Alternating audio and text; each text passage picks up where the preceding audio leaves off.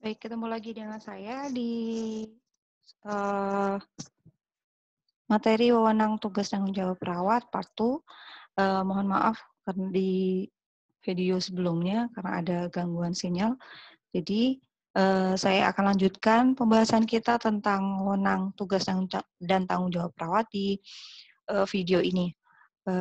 Di pertemuan sebelumnya kita sudah membahas tentang tugas perawat generalis beserta tanggung jawabnya, kemudian lingkup kewenangan, lingkup dalam asuhan keperawatan pada klien, kemudian kewenangan perawat sesuai dengan lingkupnya, segmen keperawatan yang intinya adalah pada bagaimana membangun dan mempertahankan, menopang dan memelihara dan serta meningkatkan integritas seluruh kebutuhan dasar manusia.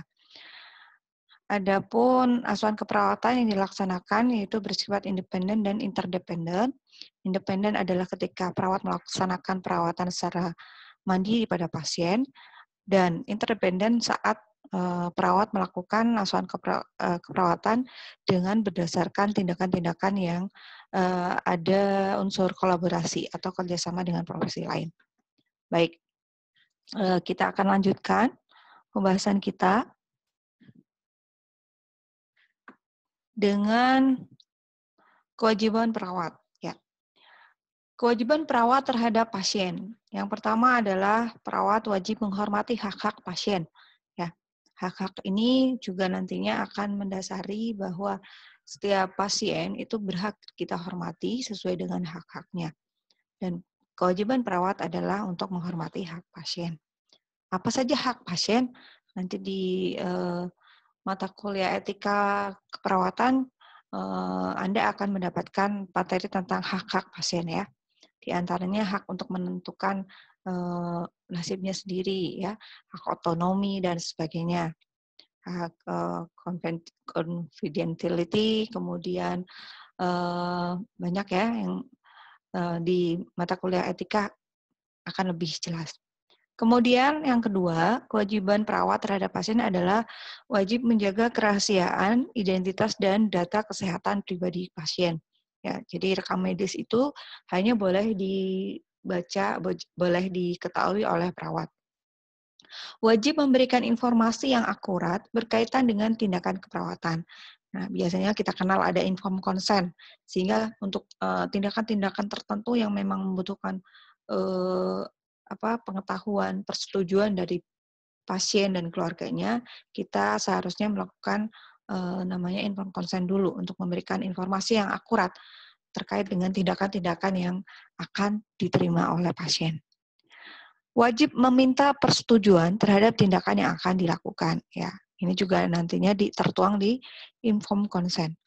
Wajib membuat dan memelihara rekam medis. Ya, rekam medis menjadi data atau dokumen penting bagi pasien karena itu merupakan dokumen yang nantinya ditulis oleh perawat sebagai bukti bahwa seorang perawat itu melaksanakan tanggung jawabnya, melaksanakan kewajibannya terhadap pasien sesuai dengan masalah yang dialami pasien. Kemudian berikutnya kewajiban perawat terhadap pasien adalah wajib memberikan pelayanan atau asuhan keperawatan sesuai dengan standar profesi dan batas kegunaannya. Wajib memberikan kesempatan kepada pasien untuk berhubungan dengan keluarganya. Wajib memberikan kesempatan pada klien untuk menjalankan ibadah sesuai dengan keyakinannya. Ya, jadi kewajiban-kewajiban ini juga harus kita perhatikan agar terjalin hubungan yang dinamis dengan pasien.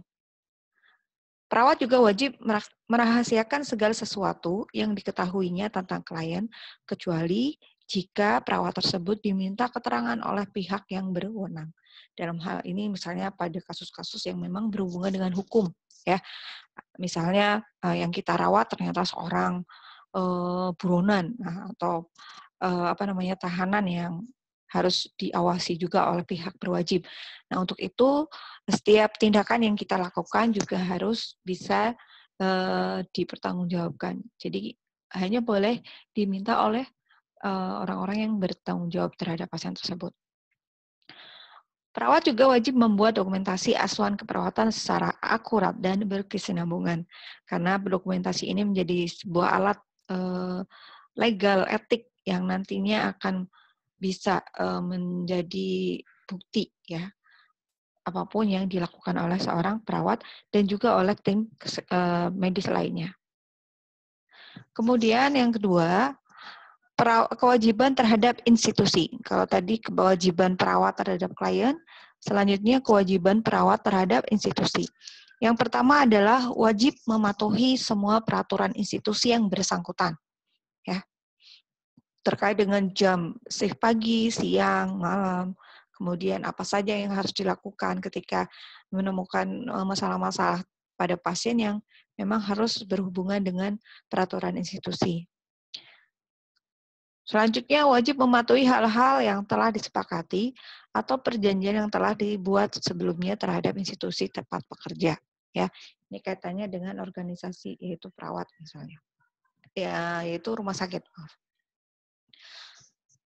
Kemudian kewajiban terhadap profesi. Ya, kewajiban perawat terhadap profesi diantaranya wajib berkolaborasi dengan tenaga medis atau tenaga kesehatan terkait lainnya dalam memberikan pelayanan kesehatan dan keperawatan. Ya, ada tenaga analis, tenaga farmasi, ya, tenaga laboratorium, tenaga radiologi, bahkan sampai ke cleaning service. Ini merupakan salah satu kewajiban seorang perawat terhadap profesinya. Yang kedua, perawat juga wajib mengikuti perkembangan ilmu pengetahuan dan teknologi keperawatan. Ya, banyak searching jurnal dan keilmuan, sehingga itu akan juga mempengaruhi terhadap kualitas asuhan keperawatan yang diberikan pada pasien. Perawat juga wajib melakukan pelayanan darurat sebagai tangan kemanusiaan sesuai batas kewenangan, ya. Seperti halnya kondisi saat ini, ya, di mana banyak perawat yang memang selain karena kewajibannya, juga perawat sebagai seorang manusia pastinya akan punya tanggung jawab, akan punya kewajiban untuk menjadi seorang yang mungkin di luar jam kerja dia harus tetap melaksanakan tugasnya gitu. Meskipun itu kalau dinilai dengan uang pasti tidak akan bisa diuangkan ya, karena seorang perawat yang harus kerja 24 jam ya dalam kondisi wabah seperti ini merupakan hal-hal yang pastinya selain sebuah kewajiban, pastinya itu sebuah panggilan jiwa untuk menolong sesama manusia. Ya, untuk itu perawat juga bisa melakukan pelayanan darurat, ya, pelayanan terkait dengan kemanusiaan. Adapun hak perawat, ya, hak perawat. Kalau kita bicara kewajiban, pasti ada hak, ya. Apa saja hak perawat? Yang pertama, hak perawat berhubungan dengan profesinya. Seorang perawat, dia memperoleh perlindungan hukum dalam melaksanakan praktik keperawatan. Ya. Perlindungan hukum ini sangat dibutuhkan ya bagi seorang perawat, karena seringkali perawat itu berhadapan dengan kasus-kasus yang mungkin di luar kewenangan dia, atau misalnya berhubungan dengan hukum, kayak seperti kasus-kasus yang pernah dulu terjadi, ada kasus eutanasia ya. Eutanasia, teman-teman udah paham ya, seperti suntik mati. Nah, ini kaitannya dengan keputusan keluarga pasien yang ingin mengakhiri kehidupan pasien karena mungkin dari sisi biaya dan sebagainya. Nah, ini pastinya akan bertolak belakang dengan hukum dan etika ya. Tapi ketika itu menjadi hak perawat, ya kita boleh menolak misalnya ya. Kita boleh menolak dengan landasan apa? Landasan misalnya landasan agama, landasan apapun ya. Artinya dalam perlindungan hukum ini kita bisa gitu ya. Misalnya sampai keluarga menuntut dan sebagainya. Tapi karena kita punya hak untuk dalam hal perlindungan hukum, kita boleh dibela oleh hukum. Kemudian yang kedua, melaksanakan tugas sesuai dengan kompetensinya. Ya, kompetensinya didasarkan biasanya pada jenjang pendidikan. Ya, D3, S1, S2. Pastinya akan ada pembedaan terhadap kompetensi. Kemudian yang ketiga, menerima imbalan jasa profesi, ya. Boleh digaji dan sebagainya, ya. Karena itu kita sebagai seorang profesi, kita berhak juga untuk menerima imbalan terhadap jasa pelayanan yang diberikan. Kemudian yang keempat, perawat berhak memperoleh jaminan perlindungan terhadap risiko kerja. Ya, risiko kerja. Pada saat ini ya, kalau yang saya tahu di DKI sendiri, untuk pelayanan COVID-19 ini, pemerintah menggulirkan setiap bulannya untuk menambahkan pada gaji perawat itu sebesar 250.000. Nah, ini sebuah penghargaan yang pastinya akan sangat bermanfaat untuk perawat-perawat yang sekarang ada di sana. Ya, bagaimana dengan tempat kita? Ya, kita tunggu aja kebijakan dari pemerintah kita ya. Oke. Berikutnya, hak perawat adalah perawat yang bertugas di sarana kesehatan dasar berdasarkan atas dasar prestasi kerja, pengabdian, kesetiaan, berjasa pada negara, atau meninggal dunia dalam melaksanakan tugas akan diberikan penghargaan. Nah, pas sekali dengan kondisi kita saat ini ya. Kita doakan semoga teman-teman perawat, dokter, dan tim medis lainnya yang ternyata gugur di medan perjuangan yang melawan COVID-19 ini selayaknya lah seorang pejuang, seorang pahlawan itu untuk mendapatkan penghargaan. Ya. Perawat juga berhak untuk mengembangkan diri melalui kemampuan bersosialisasi sesuai dengan latar belakang pendidikan. Perawat juga berhak untuk menolak dipindahkan ke tempat tugas yang lain dengan pastinya alasan-alasan yang bisa diterima sesuai dengan peraturan yang ada. Kemudian hak perawat terhadap profesi adalah hak perawat yang berhubungan dengan organisasi berupa perawat berhak diikut sertakan dalam penyusunan dan penetapan kebijakan pelayanan kesehatan. Ya, jadi nanti kita semua itu berhak untuk diikut sertakan dalam penyusunan kebijakan yang ada di pelayanan kesehatan. Hak perawat menurut praktisi keperawatan. Yang pertama, hak untuk memperoleh martabat dalam rangka mengekspresikan dan meningkatkan dirinya. Ya. Perawat berhak untuk mendapatkan misalnya pelatihan-pelatihan terkait bagaimana dia meningkatkan kapasitas dirinya. Ya, penanganan penanganan gawat darurat yang terbaru itu seperti apa dan sebagainya. Itu kita sebagai perawat itu berhak. Hak untuk memperoleh pengakuan sehubungan dengan kontribusinya melalui ketetapan yang diberikan lingkungan untuk praktisi yang dijalankan. Kemudian yang ketiga, hak untuk dapat perlindungan kerja dengan stres fisik dan emosional. Hak berikutnya adalah hak untuk praktik profesi dalam batas-batas hukum yang berlaku. Ya. Jangan sampai teman-teman terjebak ke dalam hak ini ketika syarat dan prasyaratnya belum tercapai ya, belum memenuhi ya SP, SIP, ya.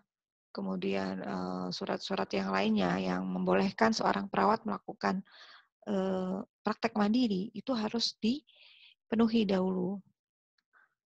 Hak untuk menetapkan standar yang bermutu dalam perawatan yang dilakukan. Ini biasanya dilakukan secara kolegium sesuai dengan seminat ya, misalnya perawatan jiwa, komunitas, medikal bedah, anak, dan sebagainya.